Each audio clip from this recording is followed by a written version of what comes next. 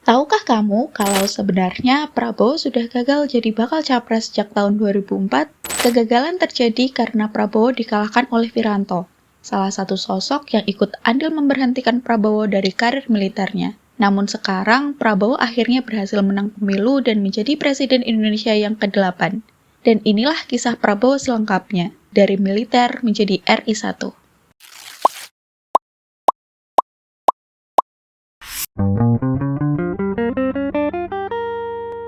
Prabowo memiliki nama lengkap Prabowo Subianto Djoyo Hadikusumo. Ia dilahirkan di Jakarta pada 17 Oktober 1951 dari pasangan Sumitro Djoyo Hadikusumo dan Dora Mary Sigar. Ayah Prabowo adalah ekonom asal Banyumas dengan darah Jawa Sunda. Ayah Prabowo pernah menjadi Menteri Perindustrian di Kabinet Natsir dan Menteri Keuangan saat Kabinet Wilopo. Ibu Prabowo adalah blasteran Manado Jerman. Ia keturunan Huptropen yang dahulunya pernah ikut serta dalam penangkapan Pangeran Diponegoro. Ibu Prabowo adalah pengurus Persatuan Bridge Indonesia. Karena karir ayahnya, Prabowo kecil hidup dengan berpindah-pindah. Prabowo bahkan bersekolah di beberapa negara. Mulai dari Malaysia hingga Swiss pernah Prabowo singgahi saat usia muda. Prabowo bersekolah SD di dua negara, yaitu Singapura dan Hong Kong. 3 tahun pertama, Prabowo sekolah di The Dean School, Singapura, dan 3 tahun berikutnya di Clinley Junior School, Hong Kong. Saat SMP, Prabowo juga harus membagi pengalaman masa sekolahnya di dua negara. SMP awal Prabowo adalah Victoria Institute. Sekolah tersebut berada di Kuala Lumpur, Malaysia. Di sana, Prabowo bersekolah dari tahun 1962 hingga 1964. Lalu pada 1964 hingga 1966, Prabowo menjalani akhir masa SMP-nya di American International School of Zurich, Swiss. Prabowo tumbuh menjadi remaja dan menjalani masa SMA-nya di The American School in London pada tahun 1966 hingga 1968. Meskipun tumbuh dengan berpindah-pindah negara dan jarang menginjakan kaki di tanah air, tetapi rasa nasionalis Prabowo tetap tinggi. Ini dibuktikan dengan Prabowo yang memiliki keinginan untuk menempuh pendidikan tentara, bukannya berkuliah di kampus top di luar negeri. Prabowo menempuh pendidikan militer setelah lulus SMA di Akademi Militer Nasional Magelang, Indonesia pada tahun 1970 hingga 1974. Dari situ, karir militer Prabowo dimulai. Selain pendidikan formal, Prabowo juga menjalani pendidikan non-formal usai lulus dari Akademi Militer. Pendidikan ini ditempuh Prabowo untuk memperdalam profesionalitasnya di bidang militer. Pendidikan non-formal yang ditempuh Prabowo adalah Basic Course of Infantry Subdivisions, Commando Course, Jump Master, Investigation Officer Course, Free Vol, Counter-Terrorist Course GSG-9 Germany, dan Special Forces Officer Course Vet Benning USA. Pendidikan tambahan usai lulus dari Akmil tersebutlah yang membuat Prabowo memiliki kemahiran dalam taktik militernya. Awal karir Prabowo dimulai pada tahun 1976.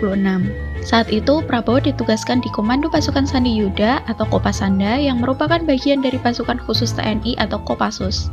Salah satu tugas pertama Prabowo adalah Komandan Peleton Grup 1 atau para komando yang menjadi bagian dari pasukan operasi Nenggala di Timor Timur. Unit tersebut merupakan bekas wilayah Portugis yang telah diinvasi pada tahun sebelumnya. Dengan umurnya yang masih 26 tahun, Prabowo menjadi Panglima Nanggala termuda. Misi Prabowo saat itu adalah menangkap Nicolau dos Reis Lobato. Ia adalah seorang pemimpin Fretilin yang menjabat sebagai Perdana Menteri saat Operasi Seroja.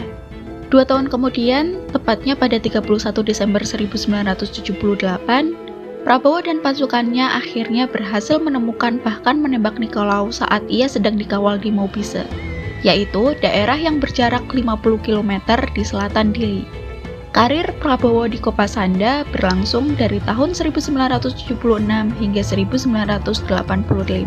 Prabowo menjabat sebagai Wakil Komandan Detasmen Penanggulangan Teror di Komando Pasukan Khusus pada tahun 1983. Di tahun yang sama, Prabowo juga memimpin pasukan khusus yang bertanggung jawab atas pembantaian Keraras di Timor Timur. Tepat pada 8 Mei 1983, Prabowo menikahi Siti Hediati Haryadi atau Titik Soeharto, putri keempat Soeharto.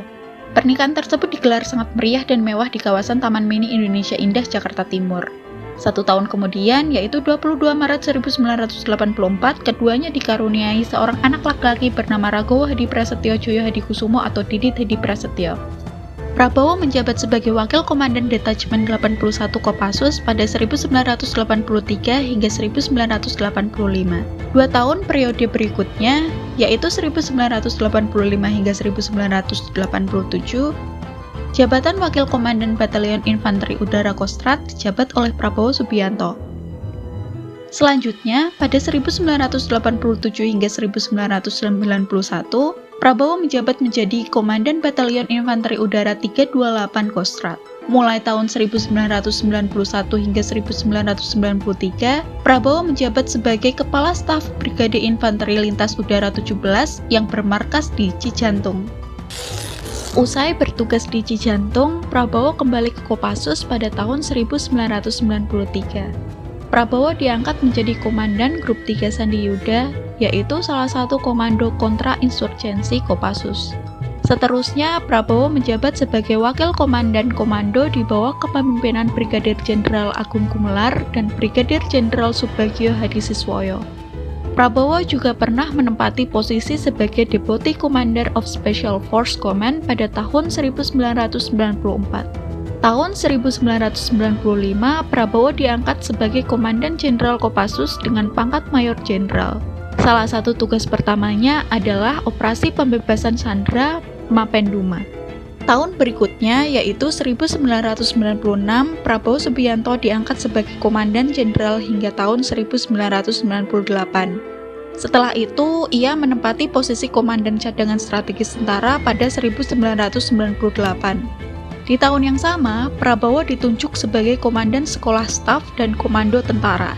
Pada tahun 1998 inilah, karir militer Prabowo menjadi jungkir balik. Saat itu, Prabowo diangkat menjadi Kepala Komando Cadangan Strategis Angkatan Darat pada tanggal 20 Maret 1998. Hal itu membuat Prabowo memiliki kuasa untuk membawahi 27.000 orang anggota yang sebelumnya dipimpin oleh Soeharto pada 1965. Namun, belum ada 3 bulan menjabat, Prabowo mendapat banyak masalah. Hal itu dimulai pada hari pertama kerusuhan Mei 1998. Saat itu, Prabowo meminta izin kepada Wiranto sebagai Panglima TNI untuk membawa unit cadangan strategis miliknya dari berbagai daerah untuk dibawa ke Jakarta untuk memulihkan ketertiban. Namun, Wiranto menolak permintaan tersebut. Prabowo juga secara jelas mendesak masyarakat untuk bergabung dan melawan para pengkhianat bangsa yang menimbulkan kerusuhan. Pada 14 Mei 1998, Prabowo juga bertemu dengan beberapa penggerak reformasi, yaitu Adnan Buyung Nasution dan Bambang Wijoyanto untuk mendiskusikan situasi yang kian memanas. Di hari yang sama, Prabowo juga membawa ratusan anggota Kopassus dari Dili ke Yogyakarta yang kemudian didatangkan ke Jakarta. Pasukan Kopassus juga digunakan untuk mengawal preman Lampung ke Jakarta.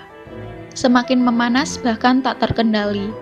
Akhirnya, pada 21 Mei 1998, Soeharto memutuskan untuk mengundurkan diri dari jabatannya sebagai presiden yang kemudian digantikan oleh B.J. Habibie. Siang harinya, Prabowo melakukan rencana baru untuk mendukung karir militernya. Prabowo menemui B.J. Habibie untuk meminta agar menunjuk Prabowo sebagai Panglima ABRI sebagai pengganti Wiranto. Namun, lagi-lagi keinginan Prabowo tidak terpenuhi. B.J. Habibie tidak mengabulkannya dan justru memberhentikan Prabowo dari jabatannya sebagai Panglima Kostrad. Informasi di video ini menarik untuk kamu.